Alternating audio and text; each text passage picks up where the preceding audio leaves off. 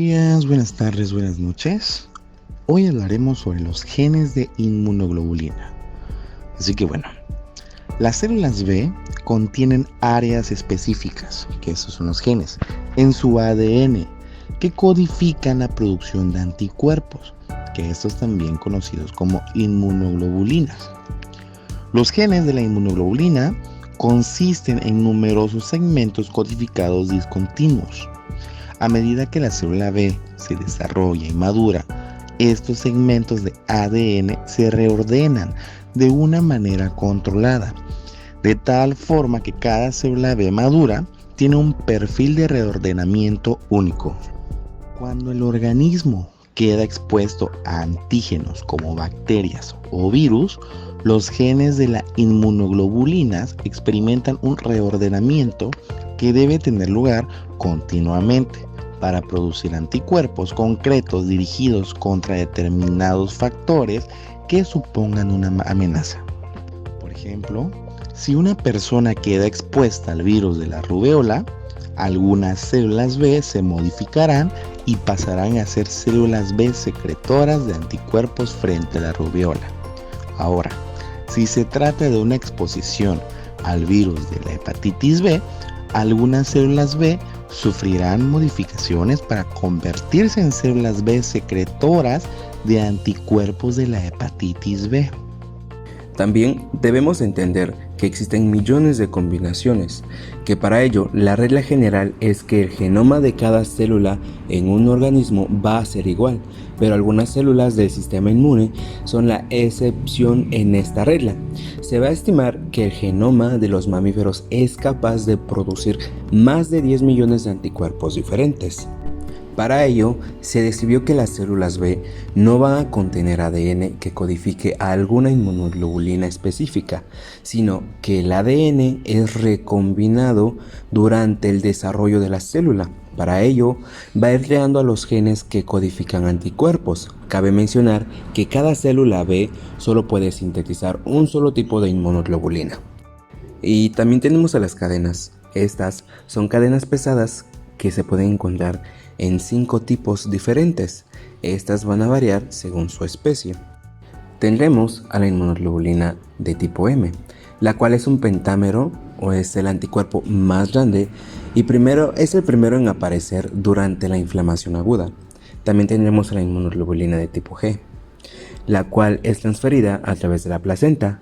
Va a proporcionar inmunidad pasiva al embrión, y la inmunoglobulina de tipo A o alfa, la cual es una inmunoglobulina principal. Se va a encontrar en secreciones de la mucosa, tracto gastrointestinal, próstata y el epitelio respiratorio. La inmunoglobulina de tipo E, epsilon, involucrado en la hipersensibilidad del tipo 1 e infecciones parasitarias. Y la inmunoglobulina de tipo D o delta, que se ha encontrado en todas las especies que presentan inmunidad adaptativa. Va a señalar a las células B para que se puedan activar. Ahora podemos hablar sobre el mecanismo de recombinación VDJ.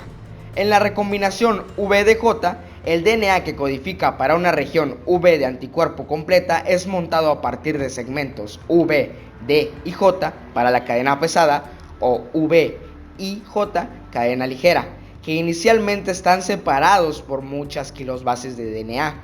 Cada célula B en desarrollo genera un nuevo par de genes que codifican para la región variable mediante recombinación en el ámbito del DNA genómico. La recombinación es catalizada por un juego de enzimas, muchas de las cuales también están involucradas en funciones de reparación del DNA, y se dirige hacia los sitios apropiados del gen que codifica para la IG, inmunoglobulinas, mediante reconocimiento de motivos de secuencia de DNA, en este caso que van a ser específicos y van a ser llamados secuencias de señal de recombinación, RSS. Estas secuencias se aseguran que cada uno tipo de segmentos, V y J para la cadena ligera y V, D y J para la cadena pesada, sea incluido en el gen que codifica para la región variable, en este caso recombinado. Durante división y ligadura de los segmentos, el DNA es editado de diversas maneras, lo cual añade variabilidad adicional al gen recombinado. ¿Cómo es dirigida la recombinación? Bueno, esta va a ser dirigida por secuencia señal. Para que ocurra recombinación en el DNA de cada linfocito debe haber un mecanismo para asegurar que solo ocurra en genes que codifican para anticuerpos y para receptor de célula T, y que los segmentos de DNA que estén moviendo terminen exactamente donde deben en el genoma. De otro modo, puede haber consecuencias funestas, incluso enfermedad maligna. Retomando la RSS, esta va a contar de 3 elementos importantes, que va a ser una secuencia de consenso absolutamente conservada de 7 aptámeros, 5, y un espaciador menos conservado de 12 o 23 heptámeros. Por último, una segunda secuencia de consenso conservada de 9 heptámeros. En los segmentos de gen que codifican para cadena pesada se notó un patrón similar, que las regiones espaciadoras que separan los pares tetrámero y nonámero tuvieron 23 heptámeros. Entonces, que estos van a ser separados para hablar de una longitud después de los segmentos V y antes de los segmentos J. Y así es como entrará o surgirá la enzima BDJ recombinasa, que esta está diseñada para unir una secuencia que tiene un espaciador de 12 heptámeros con una secuencia que tiene un espaciador de 23 heptámeros, algo que ahora que se sabe en sí es realizada. Continuando con isotipos, los anticuerpos o inmunoglobulinas se clasifican en varios tipos llamados isotipos o clases. La expresión del isotipo refleja la etapa de maduración de una célula B. Las células B expresan isotipos IgM e IgD con genes variables que aún no han sido mutados y que son producidos a partir del mismo transcrito inicial después de corte y empalme alternativo. La expresión de otros isotipos de anticuerpos ocurre a través de un proceso de cambio de clase después de la exposición al antígeno. Este cambio de clase está mediado por la enzima citidina desaminasa inducida por activación, y esto ocurre después de que la célula B se une a un antígeno a través de su receptor de célula B. Normalmente el cambio de clase requiere de la interacción con una célula T colaboradora. Existen 5 tipos de isotipos de cadenas pesadas, que corresponden a 5 isotipos de anticuerpos. También hay 2 isotipos de cadena ligera. Por lo tanto, un isotipo de anticuerpo está determinado solamente por las regiones constantes de las cadenas pesadas. La IgM se expresa primero como un monómero en la superficie de la célula B inmadura. Después de la estimulación antigénica, las células B secretan anticuerpos IgM pentaméricos formados por 5 monómeros de IgE que están unidos mediante enlaces disulfuro. Los isotipos de IgD se expresan en las células B vírgenes cuando salen de la médula ósea hacia los órganos linfoides secundarios. Los isotipos de anticuerpos IgG, IgE e IgA se generan después del cambio de clase durante la reacción del centro germinal y proporcionan diferentes funciones efectoras en respuesta a antígenos específicos. La IgE es la clase de anticuerpo que más abunda en el suero. Hablando del cambio de clase de isotipo de las células B, está dado por la estimulación de células T. Lo producen óseamente y la producen las citocinas, como son las interleucinas 4, interleucinas 13, para que se produzcan las IgG1 e IgE. Las interleucinas 10 para que se produzcan la IG1 y la IG3, y la interleucina 10 más que la TGF-B1, que es un factor de crecimiento, transforma la beta 1 para la IgA1 y la IgA2.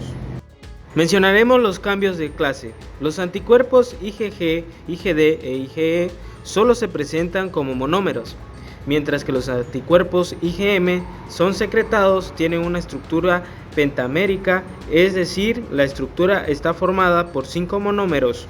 Cada pentámero tiene un polipéptido unido al fragmento FC de 2 cadenas, que se conoce como cadena J en inglés join o en español unión. Una IgM pentamérica tiene 10 sitios idénticos de unión al antígeno, que son parátopos, aunque por lo general en el impedimento estérico solo permite que una IgM interactúe simultáneamente con 5 o menos moléculas del antígeno. Los 10 sitios de unión del antígeno solo pueden ser ocupados de modo simultáneo cuando la IgM interactúa con las moléculas pequeñas como los áptenos. Muy bien, empezaremos a hablar acerca de la recombinación de B, D y J. Más que nada nos centraremos un poquito a poco de genes, pero pues trataremos de hacer esto más fácil. Vamos a empezar por pasos y para empezar cabe mencionar que son 10 pasos los que vamos a seguir. Recombinación B, D, J. Los segmentos B y J son cadenas ligeras. B, D y J son cadenas pesadas y son unidos para crear un gen que codifica para cadena pesada o ligera. Paso 1. Aquí se da el reconocimiento de RAG1 y RAG2 y se unen a RSS. Más que nada son proteínas, ¿no? Predomina aquí la RAG1 que cataliza para que se una la B y la J. Vamos a ver o hablar acerca de heptámeros, que van a ser 9 y los nonómeros van a ser 7. No hay que confundir, porque puede que nos lleguemos a confundir, pero pues no es así. El paso 2 es la división o la unión de B con J. Con ayuda de RAG1 y RAG2 va a ser una muesca monocaternaria y va a darle la forma, obviamente, a esto. Como va a ser como un fierro que se dobla. Aquí podemos ver una imagen muy específicamente. El paso 3 va a ser la formación de la horquilla, unión B y J. Aquí entra el grupo hidroxilo, que va a atacar al grupo fosfato. El hidroxilo va a estar en la variable B y el fosfato va a estar en la J. Aquí se va a dar la formación de la horquilla completa. El paso 4 se liga con la ligasa 4 para formar la unión señal del gen. Y aquí va a salir más que nada la secuencia de genes.